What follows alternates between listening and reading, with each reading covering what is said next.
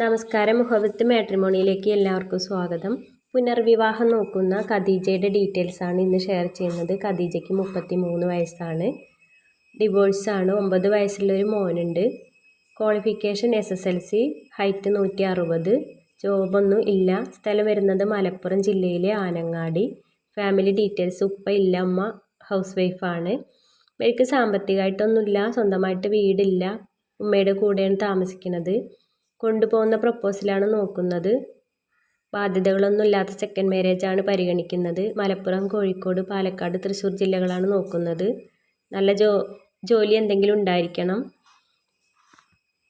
Age limit 35 മുതൽ 40 വരെയാണ്. ഈ ഡീറ്റെയിൽസാണ് ഇന്ന് ഷെയർ ചെയ്യുന്നത്.